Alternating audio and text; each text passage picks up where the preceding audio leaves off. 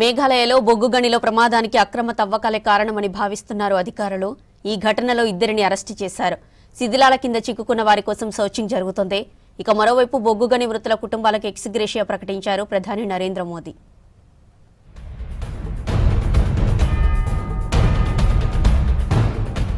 మేఘాలయ తూర్పు జయంతియా హిల్స్ జిల్లా తంగ్స్లోని బొగ్గుగని దగ్గర సహాయక చర్యలు కొనసాగుతున్నాయి. మరో కార్మికుడి డెడ్ బాడీ బయటకు తీశారు ఎన్డీఆర్ఎఫ్, ఎస్డీఆర్ఎఫ్ సిబ్బంది. దీంతో ప్రమాదంలో చనిపోయిన వారి సంఖ్య 19కు చేరింది. విద్యాశాఖ మంత్రి లక్మేన్ రింబుయ్ సహాయక చర్యలు పరిశీలించారు. ప్రమాదంలో 8 మంది గాయపడ్డారని చెప్పారు. ఈ ఘటనకు సంబంధించి ఇద్దరిని అరెస్ట్ చేశామన్నారు.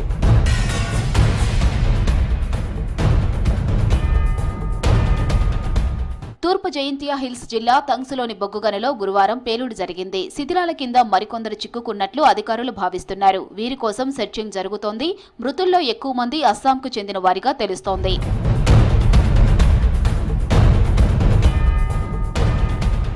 తంగ్స్ ఏరియాలో బొగ్గు కోసం కొందరు ర్యాట్ హోల్ పద్ధతిలో మైనింగ్ చేస్తున్నారు. అయితే ఇది అక్రమం.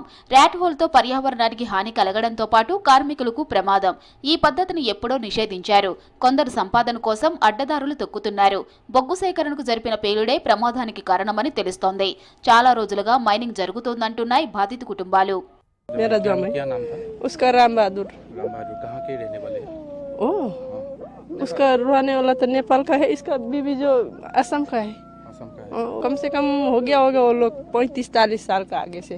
ये अभी तो पहला ही बॉडी रिकवर हुआ है। सुबह भी हमने ऑपरेशन किया था, जैसे इसके ये 2 वेल हैं जो लगभग एडजेसेंट ही हैं, साथ साथ आसपास ही हैं। तो पहले एक वेल में हमने ट्राई किया था, उसमें हमने सर्च किया लेकिन ऐसा कुछ ट्रेस नहीं हुआ। तो हमें ये थोड़ा इंडिकेशन मिला कि सेकंड वेल में भी कुछ हो सकता है। तो इसमें भी हमने उसी तरह संभावना के आधार पर हमने ऑपरेशन किया, उसमें से हमें एक बॉडी मिली है। బొగ్గుగనుల పేలుడుపై ప్రధాని మోదీ దిగ్భ్రాంతి వ్యక్తం చేశారు. మృతుల కుటుంబాలకు 2 లక్షలు, గాయపడిన వారికి 50,000 చొప్పున పరిహారం ప్రకటించారు.